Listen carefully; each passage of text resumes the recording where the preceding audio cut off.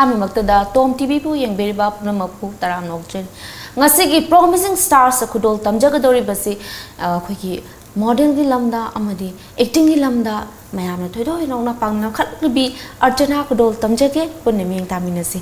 ꯑꯍꯥꯟꯕꯃꯛꯇꯗ ꯑꯔꯆꯅꯥꯕꯨ TOMTV ꯒꯤ ꯃꯥꯏꯀꯩꯗꯒꯤ ꯇꯔꯥꯝꯅ ꯑꯣꯛꯆꯔꯤ ꯑꯔꯆꯅꯥꯅꯁꯨ ꯀꯣꯛꯅꯅ ꯈꯨꯔꯨꯝꯖꯔꯤ ꯌꯥꯝ ꯅꯨꯡꯉꯥꯏꯖꯩ ꯑꯔꯆꯅꯥ ꯑꯩꯈꯣꯏꯒꯤ ꯁꯣ ꯑꯁꯤꯕꯨ ꯍꯧꯗꯣꯛꯆꯕ ꯑꯣꯏꯅ ꯑꯔꯆꯅꯥꯁꯤ ꯀꯗꯥꯏꯗꯩꯅꯣ ꯈꯪꯕꯤꯗꯕ ꯚ꯭ꯌꯨꯌꯔꯁꯤꯡ ꯌꯥꯎꯕꯤꯔꯝꯃꯒꯗꯤ ꯈꯪꯖꯅꯕꯗꯣ ꯑꯩꯈꯣꯏ ꯑꯔꯆꯅꯥꯒꯤ ꯄꯣꯛꯅꯐꯝ ꯂꯝꯗꯝ ꯏꯃꯥ ꯕꯕꯥꯒꯤ ꯃꯤꯡ ꯏꯆꯤꯟ ꯏꯅꯥꯎ ꯀꯌꯥ ꯁꯨꯏ ꯑꯗꯣ ꯍꯥꯟꯅ ꯊꯝꯕꯤꯌꯨ ꯑꯩꯒꯤ ꯃꯤꯡ ꯑꯔꯆꯅꯥ ꯀꯣꯟꯁꯝ ꯑꯗꯨꯒ ꯑꯩꯒꯤ ꯕꯕꯥꯒꯤ ꯃꯤꯡꯅ ꯕꯕꯥꯅ ꯂꯩꯈꯤꯗ꯭ꯔꯦ ꯀꯣꯟꯁꯝ ꯏꯟꯗ꯭ꯔꯀꯨꯃꯥꯔ ꯑꯗꯨꯒ ꯃꯃꯥꯒꯤ ꯃꯤꯡꯅ ꯀꯣꯟꯁꯝ ꯄꯗꯃꯤꯅꯤ ꯑꯗꯨꯒ ꯑꯩ ꯏꯆꯤꯟ ꯏꯅꯥꯎ ꯃꯔꯤꯅꯦ ꯑꯗꯨ ꯅꯨꯄꯥ ꯑꯅꯤ ꯅꯨꯄꯤꯅꯦ ꯑꯩꯅ ꯏꯇꯣꯟ ꯇꯣꯝꯕꯤꯅꯦ ꯌꯥꯝ ꯅꯨꯡꯉꯥꯏꯖꯩ ꯑꯔꯆꯅꯥ ꯑꯇꯣꯝꯕꯤ ꯑꯣꯏꯕꯁꯤꯀꯣ ꯅꯨꯡꯉꯥꯏꯕ꯭ꯔꯥ ꯅꯨꯡꯉꯥꯏ ꯆꯤꯆꯦꯒꯤ ꯃꯤꯡꯅ ꯀꯩ ꯀꯧꯕ ꯆꯤꯆꯦꯒꯤ ꯃꯤꯡꯅ ꯃꯣꯅꯤꯀꯥ ꯀꯣꯟꯁꯝ ꯑꯗꯒꯤ ꯏꯅꯥꯎꯄꯥꯒ ꯗꯗꯥ ꯑꯅꯤ ꯂꯩꯀꯣ ꯗꯗꯥ ꯑꯍꯟꯒꯤꯅ ꯑꯥꯔꯅꯣꯜ ꯗꯗꯥ ꯀꯣꯟꯁꯝ ꯑꯗꯨꯒ ꯗꯗꯥ ꯑꯅꯤꯁꯨꯕꯁꯤꯅ ꯃꯣꯟꯇꯤ ꯀꯣꯟꯁꯝ ꯌꯥꯝ ꯅꯨꯡꯉꯥꯏꯖꯩ ꯑꯗꯣ ꯑꯩꯈꯣꯏ ꯁ꯭ꯀꯨꯂꯤꯡꯁꯦ ꯃꯊꯪ ꯃꯊꯪ ꯑꯔꯆꯅꯥꯅ ꯇꯝꯕꯤꯔꯛꯈꯤꯕ ꯍꯥꯏꯐꯦꯠꯇꯪ ꯊꯝꯕꯤꯌꯨ ꯑꯩꯁꯦ ꯁ꯭ꯀꯨꯂꯤꯡ ꯑꯩ ꯃꯥꯔꯤꯌꯥ ꯃꯣꯟꯇꯦꯁꯣꯔꯤꯗ ꯇꯝꯖꯔꯦ ꯀ꯭ꯂꯥꯁ 10 ꯐꯥꯎ ꯑꯗꯨꯒ 11 12ꯅ EK ꯍꯥꯌꯔ ꯁꯦꯀꯦꯟꯗꯔꯤ ꯁ꯭ꯀꯨꯜꯗ ꯑꯥꯔꯠꯁ ꯁ꯭ꯇꯨꯗꯦꯟ ꯑꯣꯏꯅ ꯂꯩꯖꯔꯦ ꯑꯗꯨꯒ ꯑꯗꯨꯒꯤ ꯃꯇꯨꯡꯗ ꯑꯩ ꯒ꯭ꯔꯦꯖꯨꯑꯦꯁꯟꯁꯦ ꯀꯩ ꯍꯥꯏꯅꯤ ꯑꯩꯁꯦ ꯑꯥꯎꯠꯁꯥꯏꯗꯇ ꯆꯠꯂꯨꯕ ꯑꯥꯎꯠꯁꯥꯏꯗꯇ ꯇꯝꯒꯦꯅ ꯑꯗꯨ ꯄ꯭ꯔꯣꯕ꯭ꯂꯦꯝ ꯂꯩꯕꯗꯒꯤ ꯊꯣꯛꯂꯛꯄꯗꯒꯤ ꯀꯣꯂꯦꯖꯁꯦ ꯍꯥꯏꯗꯤ ꯀꯣꯂꯦꯖꯀꯤ ꯑꯦꯗꯃꯤꯁꯟꯁꯦ ꯐꯪꯍꯧꯗꯕꯗꯒꯤ ꯑꯩ ꯑꯗꯨꯝ ꯍꯥꯏꯗꯤ ꯆꯍꯤ ꯃꯥꯡꯕꯗꯣ ꯄꯥꯝꯃꯨꯔꯦꯅꯀꯣ ꯋꯦꯁꯇꯔꯟ ꯀꯣꯂꯦꯖ ꯑꯗꯨꯗ ꯑꯩ ꯒ꯭ꯔꯦꯖꯨꯑꯦꯁꯟ ꯇꯧꯖꯔꯦ ꯑꯗꯣ ꯑꯔꯆꯅꯥꯅ ꯑꯩꯈꯣꯏ ꯑꯉꯥꯡ ꯑꯣꯏꯔꯤꯉꯩꯗꯒꯤ ꯖꯒꯣꯏꯅ ꯍꯦꯟꯅ ꯄꯥꯝꯕꯤꯔꯛꯏꯔꯥ ꯃꯣꯗꯦꯜ ꯂꯝꯁꯤꯅ ꯍꯦꯟꯅ ꯄꯥꯝꯕꯤꯔꯛꯏꯔꯥ ꯑꯦꯛꯇꯤꯡꯒꯤ ꯂꯝꯁꯤꯅ ꯍꯦꯟꯅ ꯄꯥꯝꯕꯤꯔꯛꯄ꯭ꯔꯥ ꯏꯁꯩꯗꯤ ꯉꯝꯕꯤꯔꯛꯇꯕ꯭ꯔꯥ ꯑꯗꯨꯕꯨꯁꯨ ꯊꯝꯕꯤꯌꯨ ꯑꯩꯁꯦ ꯑꯗꯨꯝ ꯂꯣꯏꯅꯃꯛ ꯁꯨꯅꯕꯗꯤ ꯇꯧꯔꯦ ꯑꯩ ꯑꯍꯥꯟꯕꯗ ꯖꯒꯣꯏꯗꯒꯤ ꯍꯥꯟꯅ ꯍꯧꯔꯦ ꯍꯥꯏꯇꯥꯔꯦ ꯑꯩꯅ ꯄꯤꯛꯏꯉꯩ ꯀ꯭ꯂꯥꯁ 3 4 ꯁꯤꯗꯒꯤ ꯑꯗꯨꯝ ꯑꯩ ꯖꯦꯟ ꯃꯅꯤꯄꯨꯔ ꯗꯥꯟꯁ ꯑꯦꯀꯥꯗꯃꯤꯗ ꯑꯗꯨꯝ ꯖꯒꯣꯏꯁꯦ ꯇꯝꯕ ꯆꯠꯆꯔꯦ ꯑꯗꯨꯒꯤ ꯃꯇꯨꯡꯗ ꯑꯩ ꯃꯔꯛꯇꯗꯤ ꯈꯔ ꯂꯦꯞꯄꯨꯔꯦ ꯁ꯭ꯇꯗꯤꯁꯇ ꯍꯦꯟꯅ ꯀꯩꯅꯣ ꯇꯧꯕꯒꯤ ꯑꯦꯝꯐꯦꯁꯤꯁ ꯄꯤꯕꯒꯤ ꯑꯩ ꯃꯔꯛꯇꯗꯤ ꯂꯦꯞꯄꯨꯔꯦ ꯑꯗꯨꯒꯤ ꯃꯇꯨꯡꯗ ꯑꯩꯁꯦ ꯂꯦꯞꯄꯨꯔꯁꯨ ꯑꯗꯨꯝ ꯑꯦꯛꯇꯤꯡ ꯇꯧꯕ ꯈꯣꯠꯄꯗꯤ ꯂꯦꯞꯇꯦ ꯍꯥꯏꯗꯤ ꯏꯊꯟꯗ ꯑꯗꯨꯝ ꯄ꯭ꯔꯦꯛꯇꯤꯁ ꯇꯧꯖꯕ ꯍꯥꯏꯇꯥꯔꯦ ꯌꯨꯝꯗꯀꯣ ꯕꯕꯥꯅꯁꯨ ꯌꯥꯝ ꯁꯞꯄꯣꯔꯠ ꯇꯧꯕꯤꯕꯒꯤ ꯍꯥꯏꯗꯤ ꯑꯦꯛꯖꯥꯝꯄꯜ ꯀꯃꯂꯥ ꯑꯦꯛꯇꯤꯡ ꯇꯧꯔꯣ ꯍꯥꯏꯗꯣꯏꯅꯦ ꯑꯗꯒꯤ ꯏꯚꯟ ꯆꯦ ꯖꯣꯂꯤꯒꯤ ꯑꯦꯛꯇꯤꯡ ꯇꯧꯔꯣ ꯑꯗꯨꯃꯥꯏꯅ ꯍꯥꯏꯔꯒ ꯑꯗꯨꯝ ꯂꯩꯑꯦ ꯑꯗꯨꯒ ꯑꯩꯅ ꯀ꯭ꯂꯥꯁ 10 ꯑꯦꯛꯖꯥꯝꯁꯦ ꯄꯤꯔ ꯃꯇꯨꯡꯗ ꯑꯗꯨ ꯃꯔꯛꯁꯦ ꯑꯗꯨꯝ ꯕꯕꯥꯁꯦ ꯂꯩꯈꯤꯗ꯭ꯔꯦ ꯑꯗꯩ ꯄꯨꯔꯥ ꯍꯣꯞꯁꯤ ꯀꯩ ꯍꯥꯏꯅꯤ ꯀꯥꯏꯔꯨꯔꯦꯕ ꯑꯦꯟ ꯗꯦꯟ ꯀ꯭ꯂꯥꯁ 10 ꯂꯣꯏꯔ ꯃꯇꯨꯡꯗ ꯑꯩ ꯃꯣꯗꯦꯂꯤꯡ ꯂꯥꯏꯟꯁꯦ ꯆꯪꯅꯤꯡꯉꯛꯄ ꯑꯗꯨ ꯑꯩꯅ ꯀꯃꯥꯏꯅ ꯆꯪꯁꯤꯒꯦꯅ ꯂꯝꯕꯤꯁꯦ ꯈꯪꯗꯕ ꯍꯥꯏꯇꯥꯔꯦ ꯑꯍꯥꯟꯕ ꯑꯣꯏꯕꯒꯤ ꯂꯝꯕꯤꯁꯦ ꯈꯪꯗꯕꯁꯤꯗ ꯑꯩꯅ ꯀꯃꯥꯏꯅ ꯆꯪꯁꯤꯒꯦꯅ ꯑꯩꯈꯣꯏ ꯁꯨꯝ ꯇꯧꯕꯗꯒꯤ ꯆꯤꯆꯦꯒꯤ ꯊ꯭ꯔꯨꯗꯒꯤ ꯑꯩꯒꯤ ꯆꯤꯆꯦꯒꯤ ꯊ꯭ꯔꯨꯗꯒꯤ ꯆꯦ ꯄꯨꯅꯤꯌꯥꯝꯕꯝ ꯃꯥꯁꯤ ꯀꯩꯅꯣ ꯁꯤꯅꯤꯌꯔ ꯃꯣꯗꯦꯜꯅꯦ ꯃꯥꯅ ꯁꯨꯃꯥꯏꯅ ꯑꯩꯈꯣꯏꯒꯤ ꯀꯩꯅꯣ ꯃꯣꯗꯦꯂꯤꯡ ꯏꯟꯁꯇꯤꯇ꯭ꯌꯨꯠ ꯑꯃ UMM ꯌꯨꯅꯤꯛ ꯃꯣꯗꯦꯜ ꯃꯦꯅꯦꯖꯃꯦꯟ ꯑꯅ ꯁꯨꯃꯥꯏꯅ ꯑꯃ ꯍꯥꯡꯗꯣꯔꯤꯁꯦ ꯆꯪꯍꯧꯔꯣ ꯈꯣꯠꯂꯣꯅ ꯍꯥꯏꯔꯒ ꯑꯗꯨꯃꯥꯏꯅ ꯆꯪꯉꯦ ꯑꯗꯨꯒꯤ ꯃꯊꯪ ꯃꯊꯪ ꯑꯗꯨꯝ ꯂꯥꯛꯑꯦ ꯍꯥꯏꯇꯥꯔꯦ ꯑꯗꯣ ꯑꯔꯆꯅꯥꯒꯤ ꯑꯩꯈꯣꯏꯒꯤ ꯑꯍꯥꯟꯕ ꯁꯛ ꯇꯥꯛꯆꯈꯤꯕꯁꯦ ꯃꯐꯝ ꯀꯗꯥꯏꯗ ꯑꯣꯏꯕꯤꯗꯣꯏꯅꯣ ꯀꯔꯝꯕꯅ ꯍꯥꯟꯅ ꯁꯛ ꯇꯥꯛꯆꯈꯤꯕ ꯑꯣꯏꯗꯣꯏꯅꯣ ꯍꯥꯏꯕꯗꯨꯁꯨ ꯊꯝꯕꯤꯌꯨ ꯑꯩꯁꯦ ꯑꯦꯛꯖꯦꯛꯂꯤ 2000 ꯀꯌꯥꯅꯣꯗꯤ ꯅꯤꯡꯁꯤꯡꯕ ꯉꯝꯗ꯭ꯔꯦ ꯑꯗꯨꯒ ꯑꯩꯈꯣꯏꯒꯤ ꯁꯦꯂꯨꯂꯣꯏꯗ ꯐꯤꯂꯝ ꯌꯦꯅꯤꯡ ꯑꯃꯗꯤ ꯂꯤꯛꯂꯥ ꯍꯥꯏꯔꯤꯕ ꯐꯤꯂꯝꯁꯦ ꯑꯩ ꯑꯍꯥꯟꯕ ꯑꯣꯏꯅ ꯐꯤꯂꯝꯒꯤ ꯂꯥꯏꯟꯗ ꯈꯣꯡꯗꯥꯖꯩ ꯆꯥꯏꯜ ꯑꯥꯔꯇꯤꯁ ꯑꯣꯏꯅ ꯃꯦꯟ ꯔꯣꯜꯕꯨꯗꯤ ꯅꯠꯇꯦ ꯑꯩꯁꯦ ꯑꯗꯨꯗ ꯀ꯭ꯂꯥꯁ 4 ꯀꯥꯔꯦ तसें अꯩꯅ ꯉꯁꯥꯏꯗꯤ ꯄꯟꯒ꯭ꯔꯦ ꯌꯥꯝ ꯁꯔꯄ꯭राꯏꯖ ꯑꯣꯏꯔꯁꯨ ꯃꯌꯥꯝꯗ ꯍꯥꯏꯅꯤꯡꯗꯅ ꯍꯥꯏꯗꯤ ꯑꯩꯈꯣꯏꯒꯤ ꯃꯤꯑꯣꯏꯕ ꯑꯃꯅ ꯑꯦꯆꯤꯞꯃꯦꯟꯁꯦ ꯑꯦꯋꯥꯔꯗꯁꯦ ꯑꯃ ꯐꯪꯅꯕ ꯍꯣꯠꯅꯕꯗ ꯌꯥꯝ ꯋꯥꯖꯩꯌꯦꯕ ꯑꯔꯆꯅꯥꯗꯗꯤ ꯃꯌꯥꯝ ꯑꯃꯅ ꯌꯣꯝꯃꯒ ꯐꯪꯕꯤꯔꯒ ꯂꯩꯕꯤꯔꯦꯕ ꯃꯗꯨꯒꯤ ꯑꯦꯆꯤꯞꯃꯦꯟꯁꯤꯡꯗꯨ ꯃꯌꯥꯝꯗ ꯑꯝꯇꯪ ꯊꯝꯕꯤꯌꯨ ओके आई अचीवमेंट से आई इहान हान बोइना आई मिस उग्री सेकंड रनर्स अप 2016 अदुगी मतुंगदा मेनफिट queen 2017 and then Miss Iowa India I Manipur gi winner oiraga I India I Manipur represent tawri national level da and then adugi matungda handak chahi oina I Miss Popular Queen of Universe nuaizai taga chare adugi matungda akhoi film gi line sida amuk khong thangjin bire ine makha ta na ko yam nuaizai do akhoi model ama su oibiri ko so me am su thopi gre adu masigi matang se kathai da karam bana hana di so se thopi gi ꯑꯩꯒꯤ ꯏꯍꯥꯟ ꯍꯥꯟꯕ ꯁꯣꯁꯦ ꯑꯩꯅ class 10 exam ꯂꯣꯏꯔ ꯃꯇꯨꯡꯗ model ꯂꯥꯏꯟꯁꯦ ꯆꯪꯉꯛꯑ ꯃꯇꯨꯡꯗ ꯑꯩꯅ ꯃꯤꯁ ꯂꯨꯋꯤꯠ ꯍꯥꯏꯅ ꯑꯃ 2016 ꯗꯅꯦ ꯃꯤꯁ ꯂꯨꯋꯤꯠꯁꯦ ꯑꯩ ꯑꯍꯥꯟꯕ ꯃꯅꯤꯄꯨꯔ ꯔꯤꯄ꯭ꯔꯦꯖꯦꯟ ꯇꯧꯔꯦ ꯑꯗꯨꯅ ꯑꯩ ꯑꯍꯥꯟꯕ ꯃꯣꯗꯦꯜ ꯂꯥꯏꯟꯁꯤꯒꯤ ꯈꯣꯡꯗꯥꯖꯔꯛꯄꯅꯦ ꯑꯗꯨꯗ ꯌꯥꯝ ꯅꯨꯡꯉꯥꯏꯒꯤꯀꯣ ꯑꯗꯨꯗ ꯑꯗꯣ ꯑꯩꯈꯣꯏꯒꯤ ꯃꯣꯗꯦꯜ ꯑꯃ ꯆꯪꯅꯕ ꯍꯣꯠꯅꯔꯛꯄꯗ ꯑꯔꯆꯅꯥꯅ ꯊꯦꯡꯅꯕꯤꯈꯤꯕ ꯀꯃꯥꯏꯅ ꯇꯧꯔꯒ ꯆꯪꯈꯤꯒꯦ ꯑꯗꯨꯒꯤ ꯁ꯭ꯇꯣꯔꯤ ꯈꯔꯗꯤ ꯂꯩꯕꯤꯔꯝꯗꯣꯏꯅꯦꯕ ꯃꯗꯨ ꯈꯖꯪ ꯁꯦꯌꯔ ꯇꯧꯕꯤꯕ ꯌꯥꯕ ꯇꯧꯕꯤꯌꯨ ꯑꯍꯥꯟꯕꯗ ꯂꯝꯕꯤꯁꯦ ꯀꯥꯏꯗꯒꯤ ꯆꯪꯍꯧꯗꯣꯏꯅꯣ ꯈꯪꯗꯦꯕ ꯀꯩꯝꯇ ꯅꯣꯂꯦꯖ ꯂꯩꯇꯦ ꯑꯩꯅ ꯄꯥꯝꯖꯔꯨꯕꯒꯤ ꯋꯥ ꯈꯛꯇꯅꯦ ꯑꯗꯣ ꯁꯨꯃꯥꯏꯅ ꯑꯩꯒꯤ ꯃꯣꯗꯦꯜ ꯃꯦꯅꯦꯖꯃꯦꯟ ꯑꯃ ꯁꯨꯃꯥꯏꯅ ꯏꯟꯁꯇꯤꯇ꯭ꯌꯨꯠ ꯑꯃꯗ ꯆꯪꯉꯨꯔ ꯃꯇꯨꯡꯗ ꯃꯌꯥꯝ ꯑꯩꯈꯣꯏꯒꯤ ꯃꯦꯟꯇꯔ ꯀꯣ ꯃꯦꯟꯇꯔꯁꯤꯅ ꯑꯗꯨꯝ ꯂꯝꯕꯤ ꯇꯥꯛꯄꯤ ꯍꯥꯏꯇꯥꯔꯦ ꯁꯨꯃꯥꯏꯅ ꯇꯧꯔꯒ ꯁꯤ ꯆꯪꯒꯗꯕ ꯈꯣꯠꯀꯗꯕ ꯑꯗꯨꯒ ꯑꯩꯁꯦ ꯇ꯭ꯔꯦꯅꯤꯡ ꯊꯥ ꯑꯍꯨꯝꯃꯨꯛꯇꯪ ꯇꯧꯗ ꯉꯥꯏꯔꯤꯕ ꯇ꯭ꯔꯦꯅꯤꯡꯁꯦ ꯂꯣꯏꯗ꯭ꯔꯤꯀꯥꯟꯗ ꯍꯧꯖꯤꯛꯀꯤ ꯃꯤꯁ ꯂꯨꯏꯠꯀꯤꯁꯦ ꯈꯟꯖꯜꯂꯛꯄꯁꯦ ꯑꯩꯉꯣꯟꯗ ꯌꯥꯝ ꯊꯤꯅ ꯍꯥꯏꯗꯤ ꯉꯁꯤ ꯁꯦꯂꯦꯛꯁꯟ ꯇꯧꯔꯒ ꯍꯌꯦꯡ ꯆꯠꯀꯗꯣꯏꯅꯦ ꯗꯥꯏꯔꯦꯛ ꯍꯥꯏꯔꯛꯑꯦꯕ ꯑꯩ ꯀꯩꯝ ꯍꯩꯕꯁꯨ ꯅꯠꯇꯦ ꯀꯩꯝ ꯈꯪꯕꯁꯨ ꯅꯠꯇꯦ ꯑꯗꯨꯒ ꯀꯩ ꯍꯥꯏꯅꯤ ꯌꯨꯝꯗ ꯌꯥꯝꯅ ꯀꯦꯅ ꯅꯧꯅ ꯄꯣꯛꯂꯛꯄꯒꯤ ꯃꯄꯥꯟ ꯊꯣꯛꯄ ꯃꯤ ꯂꯣꯏꯅꯕ ꯍꯩꯇꯕ ꯑꯗꯩ ꯍꯥꯏꯗꯤ ꯌꯥꯝꯅ ꯀꯤꯕ ꯑꯣꯏꯔꯛꯄꯅꯤꯅ ꯌꯥꯝ ꯏꯃꯨꯡꯗꯁꯨ ꯐꯦꯃꯤꯂꯤꯗꯁꯨ ꯌꯥꯝ ꯄꯥꯈꯠꯂꯦ ꯑꯗꯨꯒꯤ ꯑꯩꯁꯨ ꯄꯨꯔꯥ ꯇꯦꯟꯁꯟ ꯂꯩꯌꯦꯕꯀꯣ ꯑꯗꯣ ꯃꯤꯁ ꯂꯨꯏꯠꯁꯦ ꯆꯠꯂꯨꯕꯗꯒꯤ ꯑꯩ ꯑꯦꯛꯁꯄꯤꯔꯤꯌꯦꯟꯁ ꯌꯥꯝ ꯍꯦꯟꯒꯠꯂꯦ ꯀꯩꯅꯣ ꯍꯥꯏꯔꯗꯤ ꯅꯣꯔꯠ ꯏꯁ ꯂꯦꯚꯦꯜꯅꯦ ꯑꯗꯨꯅ ꯃꯤ ꯃꯈꯜ ꯃꯈꯜ ꯊꯦꯡꯅꯔꯛꯄ ꯃꯌꯥꯝ ꯑꯗꯣ ꯑꯩꯅ ꯌꯥꯝ ꯋꯥꯔꯛꯈꯤ ꯍꯥꯏꯗꯤ ꯑꯩꯅ ꯑꯉꯥꯡ ꯑꯣꯏꯈꯤꯕ ꯑꯗꯨꯒꯤ ꯍꯥꯏꯗꯤ ꯃꯤꯁ ꯂꯨꯏꯠꯀꯤꯁꯤꯗ ꯑꯉꯥꯡ ꯑꯣꯏꯕꯅꯤꯅ ꯌꯥꯝꯅ ꯀꯝꯄꯤꯇꯤꯇꯤቭ ꯑꯣꯏꯔꯛꯄꯅꯤꯅ ꯌꯥꯝ ꯋꯥꯏ ꯑꯗꯨꯗꯁꯨ ꯑꯗꯨ ꯑꯣꯏꯔꯁꯨ ꯕꯠ ꯁ꯭ꯇꯤꯜ ꯑꯩꯒꯤ ꯕꯦꯁꯁꯦ ꯑꯩ ꯑꯗꯨꯝ ꯇ꯭ꯔꯥꯏ ꯇꯧꯋꯦ ꯑꯗꯨ ꯇꯣꯞ 5 ꯑꯗꯨꯝ ꯆꯠꯂꯦ ꯑꯗꯨꯒꯤ ꯃꯇꯨꯡꯗ ꯀꯩ ꯍꯥꯏꯅꯤ ꯑꯍꯥꯟꯕꯗ ꯗꯗꯥ ꯍꯣꯏꯅꯗꯤ ꯀꯌꯥ ꯌꯥꯔꯝꯗꯦꯕ ꯁꯞꯄꯣꯔꯠ ꯂꯩꯔꯒꯁꯨ ꯀꯩ ꯍꯥꯏꯅꯤ ꯂꯥꯏꯔꯤꯛ ꯌꯥꯎꯗꯅ ꯌꯥꯔꯣꯏ ꯑꯗ ꯅꯪ 12 ꯂꯣꯏꯔꯒ ꯐꯖꯅ ꯇꯧ ꯈꯣꯠꯂꯣ ꯍꯥꯏ ꯑꯗꯨ ꯑꯣꯏꯔꯁꯨ ꯀꯩ ꯍꯥꯏꯅꯤ ꯑꯩꯉꯣꯟꯗ ꯌꯥꯝꯅ ꯍꯦꯟꯅ ꯇꯧꯅꯤꯡꯕ ꯑꯃ ꯄꯣꯛꯈꯤꯕꯗꯣ ꯑꯗꯨꯗꯨꯅ ꯑꯗꯨꯃꯥꯏꯅ ꯈꯤꯇꯪ ꯌꯥꯗ꯭ꯔꯁꯨ ꯑꯗꯨꯝ ꯆꯠꯂꯦ ꯄꯨꯔꯥ ꯊꯤꯡꯕꯕꯨꯗꯤ ꯅꯠꯇꯕ ꯑꯗ ꯃꯣꯏꯅ ꯍꯥꯟꯅ ꯂꯥꯏꯔꯤꯛꯅ ꯍꯥꯟꯅ ꯄ꯭ꯔꯥꯏꯌꯣꯔꯤꯇꯤ ꯊꯝꯅꯤꯡꯕꯒꯤ ꯑꯗꯣ ꯑꯩꯁꯨ ꯍꯥꯏꯔꯦ ꯗꯗꯥ ꯍꯣꯏꯗ ꯍꯥꯏꯗꯤ ꯑꯩ ꯂꯥꯏꯔꯤꯛꯇꯁꯨ ꯁꯣꯏꯍꯜꯂꯣꯏ ꯑꯗꯨꯒ ꯑꯩꯅ ꯄꯥꯝꯃꯤꯁꯤꯗꯁꯨ ꯑꯗꯨꯝ ꯆꯠꯀꯦꯅ ꯍꯥꯏ and then ꯑꯩꯅ ꯆꯠꯂ ꯃꯇꯨꯡꯗ ꯑꯩꯅ ꯎꯠꯂꯝꯃꯤꯕ ꯑꯩꯅ ꯄꯔꯐꯣꯔꯃꯦꯟꯁ ꯄꯤꯔꯝꯃꯤꯕ ꯃꯣꯏꯁꯨ ꯑꯗꯨꯝ ꯄꯦꯟꯖꯕꯗꯣ ꯃꯣꯏꯗꯁꯨ ꯑꯩ ꯆꯟꯁꯦ ꯁꯨꯃꯥꯏꯅ ꯂꯥꯏꯔꯤꯛꯇꯁꯨ ꯁꯣꯏꯗꯦ ꯁꯨꯃꯥꯏꯅ ꯉꯝꯃꯤꯀꯣ ꯍꯥꯏꯗꯣ ꯑꯗꯒꯤꯗꯤ ꯑꯗꯨꯝ ꯌꯥꯈ꯭ꯔꯦ ꯍꯥꯏꯇꯥꯔꯦ ꯌꯥꯝ ꯅꯨꯡꯉꯥꯏꯖꯩ ꯋꯥꯔꯤꯁꯤ ꯃꯌꯥꯝ ꯑꯩꯈꯣꯏ ꯊꯝꯕꯤꯔꯤ ꯑꯗꯣ ꯑꯔꯆꯅꯥꯅ ꯈ꯭ꯋꯥꯏꯗꯒꯤ ꯄꯥꯝꯕꯤꯕ ꯏꯁꯩ ꯑꯃꯇꯪ ꯑꯩꯈꯣꯏ ꯚ꯭ꯌꯨअꯔꯁꯤꯡꯗ ꯈꯨꯗꯣꯜ ꯇꯝꯕꯤ ꯑꯩꯅ ꯈ꯭ꯋꯥꯏ ꯄꯥꯝꯕ ꯏꯁꯩꯁꯦ ꯑꯩꯈꯣꯏꯒꯤ ꯗꯥ ꯔꯟꯕꯤꯔ ꯊꯧꯅꯥꯒꯤ ꯃꯤꯠꯂꯨ ꯑꯅꯤꯒꯤ ꯋꯥꯔꯤ ꯃꯌꯥꯝꯗ ꯑꯩ ꯀꯩ ꯍꯥꯏꯅꯤ ꯑꯩ ꯌꯥꯝ ꯍꯩꯕꯗꯤ ꯅꯠꯇꯦ ꯑꯗꯨ ꯑꯣꯏꯔꯁꯨ ꯁꯣꯏꯈꯤꯕ ꯂꯥꯟꯈꯤꯕ ꯌꯥꯎꯔꯁꯨ ꯃꯌꯥꯝꯅ ꯉꯥꯛꯄꯤꯒꯅꯤ ꯃꯤꯠꯂꯨ ꯑꯅꯤꯒꯤ ꯋꯥꯔꯤꯅꯤ ꯐꯣꯡꯗꯣꯛꯇꯅ ꯏꯔꯥꯜ ꯑꯣꯏꯍꯧꯔꯕ ꯄꯤꯔꯥꯡꯅ ꯄꯥꯎꯈꯨꯝ ꯄꯤꯔꯤꯕ ꯐꯣꯡꯗꯣꯛꯇꯅ ꯏꯔꯥꯜ ꯑꯣꯏꯍꯧꯔꯕ ꯌꯥꯝ ꯅꯨꯡꯉꯥꯏꯖꯩ ꯃꯈꯥ ꯇꯥꯖꯔꯛꯄꯩꯅ ꯑꯩꯈꯣꯏꯒꯤ ꯑꯔꯆꯅꯥꯅ ꯈ꯭ꯋꯥꯏꯗꯒꯤ ꯑꯍꯥꯟꯕ ꯀꯨꯝꯕꯤꯈꯤꯕ ꯑꯦꯜꯕꯝꯁꯦ ꯀꯔꯝꯕ ꯑꯦꯜꯕꯝ ꯑꯣꯏꯕꯤꯗꯣꯏꯅꯣ ꯑꯩꯒꯤ ꯈ꯭ꯋꯥꯏ ꯑꯍꯥꯟꯕ ꯑꯦꯜꯕꯝ ꯍꯥꯏꯔꯒꯗꯤ ꯑꯩ ꯂꯤꯗ ꯔꯣꯜꯕꯨꯗꯤ ꯂꯧꯕ ꯅꯠꯇꯦ ꯑꯗꯨ ꯑꯣꯏꯔꯒꯁꯨ ꯑꯩꯈꯣꯏꯒꯤ ꯆꯦ ꯄꯨꯁꯄꯔꯥꯅꯤꯅ ꯁꯛꯄ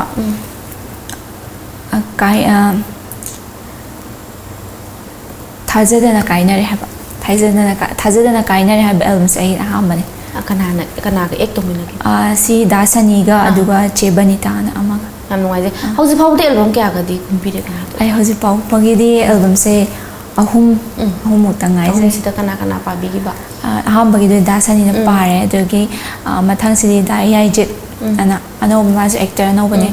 ꯑꯗꯨꯒ ꯃꯊꯪꯗꯅ ꯀꯩꯅꯣ ꯑꯩ ꯍꯟꯗꯛ ꯊꯣꯛꯈꯤꯕ ꯗꯥ ꯖꯣꯏꯒ ꯑꯍꯨꯝꯁꯦ ꯀꯣꯑꯦꯛ ꯇꯧꯃꯤꯟꯅꯕꯗꯤ ꯀꯅꯥꯅ ꯍꯦꯟꯅ ꯅꯨꯡꯉꯥꯏꯒꯦ ꯑꯔꯆꯅꯥꯒꯤꯗꯗꯤ ꯑꯩꯁꯦ ꯀꯣꯑꯦꯛ ꯇꯧꯃꯤꯟꯅꯕꯁꯦ ꯍꯥꯏꯗꯤ ꯑꯗꯨꯝ ꯃꯤꯒꯤ ꯃꯁꯥ ꯃꯁꯥꯒꯤ ꯄꯔꯁꯣꯅꯥꯂꯤꯇꯤ ꯑꯃꯃꯝꯅꯦ ꯑꯗꯨꯗꯨꯅ ꯑꯃꯃꯝꯒꯤ ꯅꯨꯡꯉꯥꯏꯕ ꯂꯣꯏꯅꯃꯛ ꯂꯩ ꯁꯤꯅ ꯍꯦꯜꯂꯦ ꯍꯥꯏꯕꯗꯨꯃꯗꯤ ꯑꯩꯉꯣꯟꯗ ꯊꯣꯏꯗꯣꯛꯅ ꯀꯩꯅꯣ ꯂꯩꯖꯗꯦ ꯌꯥꯝ ꯆꯨꯝꯃꯤ ꯍꯣꯏ ꯑꯥꯔꯇꯤꯁ ꯑꯣꯏꯖꯔꯒꯗꯤ ꯍꯥꯏꯗꯤ ꯃꯗꯨ ꯑꯦꯛꯇꯤꯡ ꯄꯥꯝꯃꯤꯟꯅꯕꯗ ꯆꯨꯁꯟꯅꯕ ꯉꯝꯖꯕꯗꯨꯅꯦꯕꯀꯣ ꯌꯥꯝ ꯊꯥꯒꯠꯆꯔꯤ ꯑꯔꯆꯅꯥ ꯑꯗꯣ ꯑꯔꯆꯅꯥꯁꯦ ꯑꯩꯈꯣꯏꯒꯤ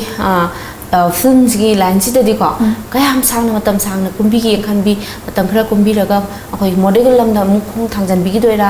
ꯍꯥꯏꯗꯤ ꯏꯁꯥꯁꯦ ꯑꯩꯈꯣꯏ ꯆꯞ ꯆꯥꯕ ꯑꯃ ꯂꯦꯞꯄꯤꯔ ꯂꯩꯕꯤꯕ꯭ꯔꯥ ꯅꯠꯇ꯭ꯔꯒ ꯑꯩꯈꯣꯏ ꯇꯨꯅ ꯑꯅꯤꯃꯛꯁꯦ ꯆꯠꯄꯤꯒꯦꯅ ꯈꯟꯕꯤꯕ꯭ꯔꯥ ꯀꯃꯥꯏꯅ ꯇꯧꯕ ꯑꯩ ꯁꯤꯒꯤꯗꯤ ꯍꯥꯏꯗꯤ ꯑꯩ ꯐꯤꯂꯝꯁꯤꯗ ꯄꯨꯔꯥ ꯑꯩꯒꯤ ꯄ꯭ꯔꯣꯐꯦꯁꯟ ꯑꯣꯏꯅ ꯆꯠꯀꯦ ꯍꯥꯏꯕꯒꯤꯗꯤ ꯑꯩ ꯀꯩꯁꯨ ꯑꯁꯥ ꯂꯩꯖꯗ꯭ꯔꯤ ꯃꯔꯝꯗꯤ ꯑꯩꯅ ꯄꯥꯝꯕꯒꯤ ꯍꯥꯏꯗꯤ ꯆꯪꯉꯛꯄꯅꯦ ꯑꯩꯅ ꯄꯥꯝꯖꯔꯤꯕ ꯄꯣꯠꯇꯨꯒꯤ ꯑꯩ ꯁꯤꯃꯇꯪꯗꯤ ꯑꯩꯈꯣꯏꯒꯤ ꯀꯩ ꯍꯥꯏꯅꯤ ꯃꯅꯤꯄꯨꯔꯒꯤ ꯈꯤꯇꯪꯗꯤ ꯑꯩꯒꯤ ꯀꯩꯅꯣ ꯑꯣꯏ ꯉꯝꯖꯕꯗꯣ ꯈꯤꯇꯪ ꯇꯧꯖꯔꯝꯒꯦ ꯍꯥꯏꯗꯤ ꯍꯩꯕ ꯍꯩꯇꯕ ꯁꯤꯗꯤ ꯑꯩ ꯀꯩ ꯍꯥꯏꯅꯤ ꯅꯨꯄꯤ ꯑꯃ ꯑꯣꯏꯕꯅꯤꯅ ꯑꯩꯒꯤꯁꯨ ꯐ꯭ꯌꯨꯆꯔ ꯂꯥꯛꯈꯤꯅꯤ ꯑꯗꯣ ꯁꯤꯗ ꯑꯩ ꯄ꯭ꯔꯣꯐꯦꯁꯟ ꯑꯣꯏꯅ ꯆꯠꯀꯦꯗꯤ ꯈꯟꯗꯦ ꯑꯗꯨꯕꯨ ꯑꯇꯣꯞꯄ ꯑꯩ ꯂꯝꯕꯤ ꯑꯩꯗꯤ ꯃꯣꯗꯦꯜ ꯑꯗꯩ ꯑꯗꯨꯝ ꯂꯦꯞꯇꯅ ꯑꯗꯨꯝ ꯆꯠꯊꯒꯦꯅ ꯈꯜꯂꯦ ꯌꯥꯝ ꯅꯨꯡꯉꯥꯏꯖꯩ ꯑꯩꯈꯣꯏꯒꯤ ꯑꯗꯨꯕꯨ ꯑꯩꯈꯣꯏ ꯃꯌꯥꯝꯗ ꯑꯔꯆꯅꯥꯕꯨ ꯑꯩꯈꯣꯏꯒꯤ ꯇꯤꯚꯤꯗ ꯀꯩꯗ ꯎꯕ ꯃꯌꯥꯝ ꯑꯁꯤ ꯁꯤꯗꯒꯤꯗꯤ ꯃꯨꯠꯍꯟꯕꯤꯔꯣꯏ ꯍꯥꯏꯕꯤꯔꯤꯅꯦꯕ ꯌꯥꯝ ꯅꯨꯡꯉꯥꯏꯖꯩ ꯑꯔꯆꯅꯥ ꯊꯥꯒꯠꯆꯔꯤ ꯃꯈꯥ ꯇꯥꯖꯔꯛꯄꯅ ꯐꯤल्मꯁꯦ ꯍꯧꯖꯤꯛ ꯐꯥꯎꯕꯒꯤꯗꯤ ꯑꯩꯈꯣꯏ ꯍꯧꯖꯤꯛ ꯀꯨꯝꯕꯤꯈꯤꯕꯅ ꯀꯌా ꯑꯗꯨꯒ ꯑꯦꯄꯣꯏꯟꯃꯦꯟ ꯂꯩꯕꯤꯕ ꯀꯌా ꯂꯩꯕꯤꯒꯦ ꯍꯥꯏꯕꯗꯨꯁꯨ ꯈꯤꯇꯪ ꯊꯝꯕꯤꯌꯨ ꯑꯣꯀꯦ ꯐꯤꯂꯝꯁꯦ ꯑꯩ ꯃꯦꯟ ꯔꯣꯜ ꯑꯣꯏꯅ ꯂꯧꯕꯗꯤ ꯀꯌꯥ ꯍꯥꯟꯅꯗꯒꯤ ꯂꯧꯖꯔꯛꯇ꯭ꯔꯤ ꯑꯩꯅꯁꯨ ꯂꯧꯕꯁꯦ ꯀꯤꯖꯕ ꯍꯥꯏꯇꯥꯔꯦ ꯍꯥꯏꯗꯤ ꯑꯩ ꯀꯩꯁꯨ ꯈꯪꯖꯕ ꯅꯠꯇ꯭ꯔꯤ ꯑꯅꯧꯕ ꯆꯪꯉꯛꯄꯅ ꯑꯩ ꯈꯤꯇꯪ ꯑꯦꯛꯁꯄꯤꯔꯤꯌꯦꯟꯁ ꯇꯥꯍꯜꯂꯒ ꯑꯗꯨꯒꯤ ꯃꯇꯨꯡꯗ ꯑꯩ ꯍꯥꯏꯗꯤ ꯃꯤꯅ ꯌꯥꯔꯦ ꯍꯥꯏ ꯀꯥꯟꯗ ꯑꯩꯅ ꯀꯨꯝꯖꯒꯦꯅ ꯈꯟꯕꯅꯦ ꯑꯗꯣ ꯑꯩꯒꯤ ꯐꯤꯂꯝꯁꯦ ꯍꯥꯏꯗꯤ ꯔꯤꯂꯤꯁ ꯇꯧꯗ꯭ꯔꯤꯕꯗꯁꯨ ꯔꯤꯂꯤꯁ ꯇꯧꯗ꯭ꯔꯤꯕꯗ ꯑꯃ ꯀꯣ ꯑꯗꯣ ꯃꯦꯟ ꯔꯣꯜꯕꯨꯗꯤ ꯅꯠꯆꯗꯦ ꯆꯥ ꯍꯣꯇꯦꯜꯅ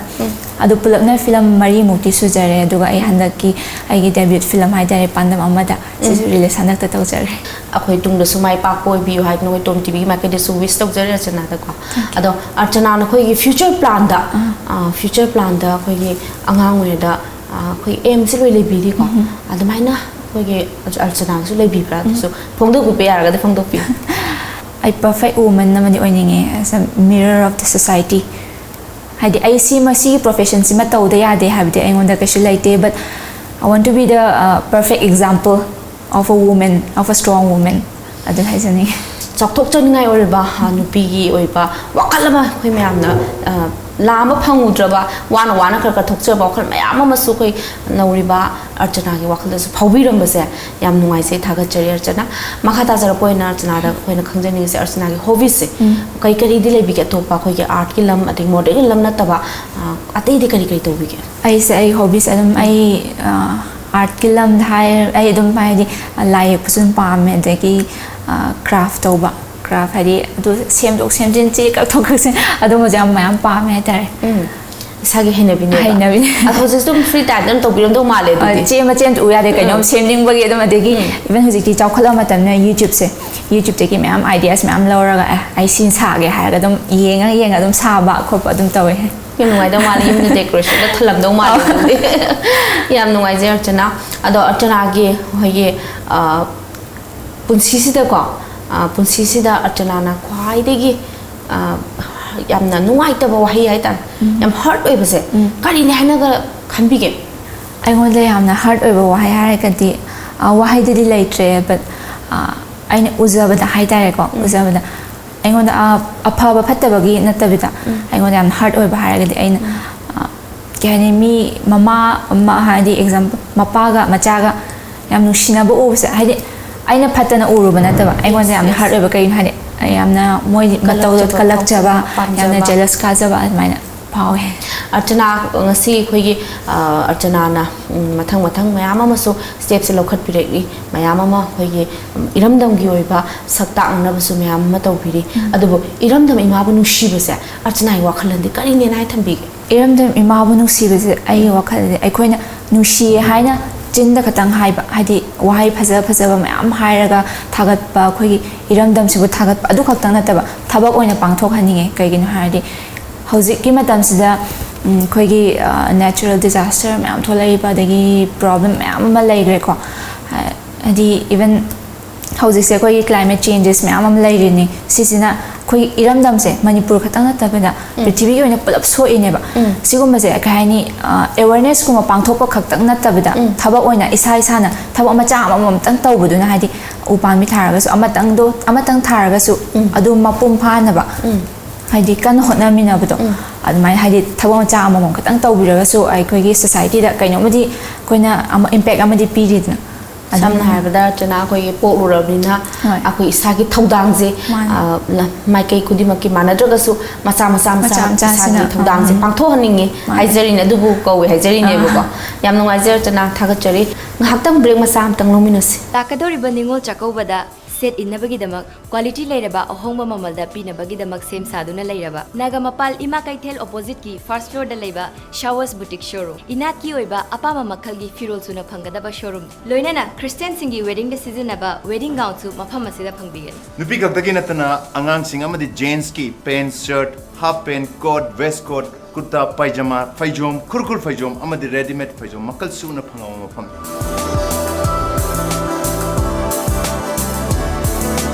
yam nuaiba paw mana mafam asida adom adom gi apama design kuding makki order sulokjari amtang lengsin biro khwai brahmapur nagamapa ima kaithel gi opposite gi fast food da leiba service boutique US Pizza and Fried Chicken at Sangai Pro. For us, food is about taste and delicious choices, but at affordable prices. Fresh dal with a high wheat content, fresh vegetables and chicken make our food special and healthy. We have 3 types of pizza crust to offer you. A wide variety of fried chicken items, burgers, garlic breads, pastas and mocktails await you. Come to US Pizza and Fried Chicken for delicious belly-filling portions at pocket-friendly prices. And yes, we are kid-friendly too, so bring your kids and enjoy with them. Come! Taste the best pizzas in town and a host of other food items at US Pizza and Fried Chicken, Shanghai Pro. Break ki matungda taram na mo cheri. Archana khoi wari nuai bisu sana mina gisi makatana. Archana da khoi khudak ki ba khoi promising star da khudol tam jaba khudak ki ba dialogue on the spot ngangna ba khoi hana sema ka dile sida ba aduna khoi ngasi gi Archana gi haktang khak nokmina ba kapmina ba nuai mina ba do khudol tam chage ado Archana Hominera sila. Yeah. Aina kano sarage nupa sarage ko. Yeah. Archana nupi sa. Ado aina propose to ki sarage. Kitang high five kitang ka nga dum kumpiro o ay dum ka lang hire ka do ni. Adum sana mina si ko. Baby ay nangam shi ado yadab shi yaro kai khali ke nang ko. Nang na yadab yar hire ka ay hekti yakadab nate. Ay sumatam khara piwa. Ay apam khanbada ay gira yam chawna lei. Matam piba pidaba nushia da phungdo is stegi hemdo kai lei to rege. Yadab yaro wa te din je du ga dum nushina se ban hawra se nushina ba. Kaino da nushi hai sidi chinda dum pangai da haibi yabani. Thamoi ge nushi badune nipi khona pamise. Thamoi gi nushi ba yaudana nushi na phungdo khidro. Lambi da zatpa amai ta da nushi haru yabro. Nang bo bu da ina nushi harai se thamoi se degi thoklai ni. Ngai no nang bo. Almaya chinda pangai hairaga akhone ta pangtha thajaga dam natte da. Adudi kai tau sahab na ina nang namdana koi dori. Nushi ba habis nang kai ni khali no ba. Nupani na ngame matagum admaina tawbasu kasu phangoi da admaina tawragadi. Aduda khangda adudi nushi ba haba wahi se. Muthat pigro ngamadro. Nushi ba haba wahi love LOVE haba wahi se eraser na kathat pa muthat pa ngamgadra haba. Ngamoi adu eragasu thamoi dagi hairakpa haiba ma chima dagi hairakpa ma makhalani thokpani adudu ni yeng thoise adu na ni da nupi oi benoina tattan kapisa chinda nushi na haiba dudi semjan sajalaga wahai phajaba hairaga pangdhan ba yai noise adu bu thamoi dagi nushi na hairakpa haibasiga chin phajana hairakpa haibase khena bale noi du thiba khangdri je kai gino haitri je kai gino khandokpa adudi thamoi dagi hairakpani hairagadi utloda na nushi bida sairaga baby ay nang yam nushi to ay yawa ba se amtang de ko hun biyo ay yam nushi nang yabiyo si ya do ra ba do se hayon natte da akoin haibadi phajana haiba thina haibadugi wanate thamoi dagi sengna nushi na hairakpaduga Jimbang haki nushi pangai hai hak tang ubaga haibaduga khenai haibani somna aibu nushi do aina khangaga de aisu kasu pande bida adum yasalani na adune ngai mina se haise jahim de haiduna ngai na wana ngai ga hanura ka da yum ban thora de aidi karai to leuni jahi de haiba de nushi da jahi da matam da par leibe habanati horen nushi kani kana khangni haye nushi kani kana khangni Hangchi ka khini kana khangni hangchi tung chiroi kana khangni chiro adu de khoi de nak tak to ba ma yaw ri nu pi noi na ko adu su to bi nu ba nu pa khoi de ko am ngai te ko adu na nu shira ga ti nu shira pha pha hai bi ro ba ma pa mi sa pam de sa hai bi ro ko adum ko su ta na ba de wa ye ba wa su khang ni na phe ba akoi su mi thamoi ma sa khang na hekte nu shi hai re na ya san bu su phatte da thamoi ma sa khang da na adu de kai nu koi nu pa hoi pisina nu pisina yarak na ba tau de se kari no ba du su khang ge ba hai ro ba adudi mi gi makha pole somna wahaya maharak pada aina ai bunu shi habido adum khang bangamni tau kaino ma tau thorok pada ai nu shi adum khang bangamni sima tawraga thamoi sena nu shi re habududi utpadi ngamoi yerang su khoi lila drama film gi kai dialogue sum tau hole de ngai tau doi no ji ai di sum nu shi na tu kai film gi dialogue tau ro ga nang boi nu shi je kamai phungdok tu no ha khang de do ya da de ya bi ro ba noi ma ya ro hai ro noi ba ya ro hai ro ai se lai re na ya ro hai ra ba ai sam pai ja ni manung de yam lai ja na khang de wa ni kai hai din thank you acha haktan nok sen do ni ko ai di acha na ra tang mayam na admire to biri mayam na ngau biri mayam na nushi biri ado moi gi bayam ki mi ai na presenter ka ta ja sa na hai ori ko thank you em no ma che do ngasi akoi gi Archana gi fencing da Archana na thambi ning ba wahai khras nang thambi ai gi fencing da okay ke hai ni aina mayam gi hadi hard oi ba kai soi gi balan ki ba yaraga su kaishu khangja banate ai anoba artist amoya changjarap pane do ai bunu shibibidu de ai gi kahani lai ba yam pha bane na khala ai punsi da ai smaina ai si yorakani ai bu nusibiba mi hadi mayam ama tholakani ha ba kisu khalude adu ai bu support to bal lepi gano mayam su pe na ba ai yari makai ngami kai ji hona jage hoji hoji Archana se akoi ge boyfriend ga dile biro bro natraga vacancy ro kamai to bi se si akoi ge viewers mayam gi question ne ba si hang bi on hai jarak pani war bi ma si phong to bi ba ya bro kamai to ai hoi ai hoji ki oina ai boyfriend le se hat ka be yauna ado koi hek nupi oi ba ningol oi bena mai gi mapur be mana khu yau dribadi koi mapu pandri haja doini ana koi beer sing da suning ba kai binu ana thamjage koi gi beer koi gi Archana gi thamoi bu joy to bo ngamna na ba dum changbira ga Archana thamoi je joy to bir khira ga di ya doini ba ko yam nungai je ada horen si koi gi interview se loira kanda Archana gi koi gi khangna jari ba BF koi boyfriend jina warong bi dana bas thamjage thank you yam nungai je Archana du ma kwan ba koi gi quality lai ba ma nupa se sawung sada haigadra adi ma gi personality haigadra karma mong da Archana choose to bi ai choose so zabade ai gi ai understanding laiba mi se ai hai iti magi kahani family background ai kesu ai ngonda kenu laizade ai understand to biba ai na toribal ai thabak sida haidi support to biba understand to biba understanding laina draga di sigi line sida di pura haidi pura kenu mda chat khrani adu duna ai understanding laina ba nipi huni mak kine sidi nipi bu understand to biba sin pa sina siam loimak pa me understand to biba nusiba aduga kahani nushina bado nushina base se aduwa kahani ai sak am phajaba adu gumagi diga shu haide laite ai manly oi ba haide nupa moi bagi nupa thok na laibdo man yam jobe ali nupa moi bagi nupa gi haido ki ba wa adigi ngang thu man ngak cha ba ngam cha ba akoi tung nupa moi ra koi gi wa ni hu ngang bi da ba ba nupi oi bine pam jari se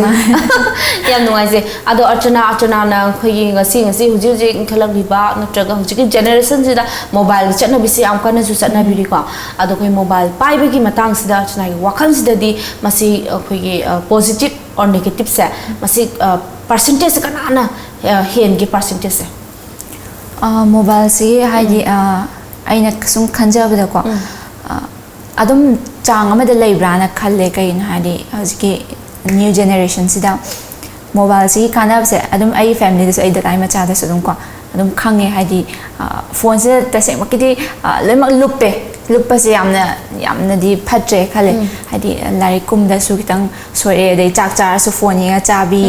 adei kanam hadi mama pa sina nga sana ba thado ka do hojiti lemak phone mama pa ra ka oina jokor yeng ba du taw badum taw le ba adugi di adom side ki de mum phattaba and then side amada aphawi side haragadi moida yamna ka haini mentality da yamna keno taw hel develop oi be hele haitare hindi gi keno yenga su moida khange adegi makhan sana pot or su makhan adum haidi YouTube te gi loima phones de gi loima internet ki keno de gi mateng de gi haitare yamna vast oi ba moigi wakhan yamna vast oi heleba koi side leiba pot se khatang na taba mapana kai tawnari khole ha je moi loi khangba ngame ba aduduna animak se 50-50 na haitare yamna chumme amaromda maramdi matam amagi angang duga hojike angang ziga singbagi khena basi khena rapisi masi stashengna khogi mayam ama electronics ki pot mayam thokpi raktana mayam chokhot pegi kano se obireni do lokshin biba haibiba lokshin biba positive ta mayam lokshin bira ka dikhe na chokhot biraktoin hai thamchage duga ahoigi negative lom da sinna basu mayam amasu thengna jada mante thengna jari madu mangna negative singduna ahoigi viral oi basu mayam amasu yawbiri ni adu yari makhaidi ahoi checkshinna tasingna ko adu nupi oi bisingsina checkshinna na ko paijaba phone pairaga su positive tu dang khoi sinabiba adi koi viral yari makai koi chatpi dana ba ko isan gyan tabna ba sima su dakar oi pra haina thamjage yam nuai je Archana khoi gi TOMTV se Manipur gi first private satellite channel ni ha bisi ma koi adum hair ga su lakje ado mipung khuni ma su adum wang je dum hangi ha ba gi adum hai je bi rak doi na du bu mi ma mang gi wakhalon manada bani na Archana su khoi khangjeninge thamjeninge hoi iram da macha mo jana ko hoi Archana da kari phaubi gi ha bi su khasing thambi तसेना अइगोन यामना चाउथोकचबा म पोकचे कइकिनो हारगदि मणिपुर से सकता इनेबा हादि अतोप्पा lump मखन मखन अमदा हादि channel ma'am थारगा Manipur दा सी तौरी सी बो यौना पिखरबा मणिपुर रमदम सिदा सी यौना अखोइन होटनाजे अखोइन सी बोक्ति तौबा ngамmi हाबिदो हादि develop ओरे हाबिदो अखोइन होटनाजरगा अदु सकता ए इवन आर्ट एंड कल्चर से अखोइगी इरमदम मणिपुर से सकता इने सकता पसे अखोइगी कहनी तोंगानबा कल्चर की प्रोग्राम द खक नतबा सुमाइना प्रोग्राम मचा मचा अखोइगी सुमाइना उत्पीरगा अतोपा आउटसाइड कंट्रीज मैम दा कहनी येंगहबा उथोपा फंगबसे याम चाउथोचने निगाइने दु सिदगिसु हेना माइ पाक पोइसन हाइजनी दुमकी अर्चनागी विशेष अखोई TOMTV मार्केट की तराम नौचरी हेना अखोई इरमदम मसिगी सक ताक्चनबा इरमदम मसिगी फजरबा कयासबु हेना अखोई मपालमदा मयामदा अखोई खंगनबा होनजबदा अखोई दुम मतुमदा तमना तमना खुदोल तमजके होनजरके हाबसिमसु थमसके याम नुवाइजे अर्चना अदो अरोइबोइन अर्चना कुंबी के फिल्म हुजुचु रिलीज तौबिरिसे सिगी मतामदि अर्चना ख्वाइदि पाम्बिबा डायलॉग मचेंतंग तौबिर ओके फिल्म से कोई डायलॉग टी कैसु हेन याउद्रे कइना एक्शन दुलेन चले फेस्टिवल चिल्ड्रन फिल्म फेस्टिवल की थाजन बगी ओइबनिना अदो आई डायलॉग मतें खतंग तौजा हादि डायलॉग्स आई कैसु याम हेना डायलॉग ओइबा हादि डायलॉग ओइना प्रांगांग बेयाबा केनुसि याउदबनिना एक्शन नांगता चटपनिना डायलॉग चातंग तौजा एक्शन साम हापिरसु अखोई हीरो से कोई बोनी तखिल में नौबने मासु मासिना कहनी लंबी मी फुनरंबा अदो आइना ममा बोनी की ममा से चेमयाना साए चेमयाना सारगा आइना चेमया से तमथोक पाइ तारे मोय मी फुनरंबदे yi खामदो इने खोलिनेना अदुगा निपासे आइ फ्रेंडशिप लेसे कहनी आइना मोना सुम क्लोज होइना होना ममा सुम लेथोकी भाई तारे को अदा आइना वाराउदना मोना थेना बकान हाई बगी डायलॉग ने मालेम ऐसु नंग हाइनिंगदबा वासिंदो हाइख्रे साउनु को एंगोंदा नाइखो ngasi ai wa khara haige aina nonda nanga naksaningdana khara close oibisida na ai bu ya warara male nang ai gam tina ningdraba thank you nungai Archana hoi Archana gi su hauji ki timings de Archana section ba kaya ama leisure ni madu ko TOMTV na hajaru bada Archana na ya biraktuna ko ge promising star sida ngaktang oibusu koi कोइना पिजबा platform असिदा हरा हराउना फंबीदुना studio दिसदा लेंजिन बिदा worry वताइ share तौना बई कोइ मतम खतंग पिजबा से हाइनिंगा लेतना थागतचरी ngasi गोएंदी कोइ अकंगबा मतम ओइजबनिना आखोइ वरी से सानबा कुदोल तमजबई तंजा से याम फंगजदे मतंग नमु अर्चना दगी कोइ अयाबा से अमु लौजरगा अर्चना गे कुदोल मथंग कोइ बिरसिंदा तमजके ngasi गोएना दे प्रॉमिसिंग स्टार कुदोल तमजबई तंजा से अर्चना दे जो काइनबा याथंग लौजगे bears ngasi gi oina de promising stars kudol tamjabeki matang mikup asida loishanjare mathangi episode ta anupa guest amu kudol laksage numitu phawbodi pufam du phawbodi koi punna mo ngaminasi aroi boina amko suhana kairana ba yathang jari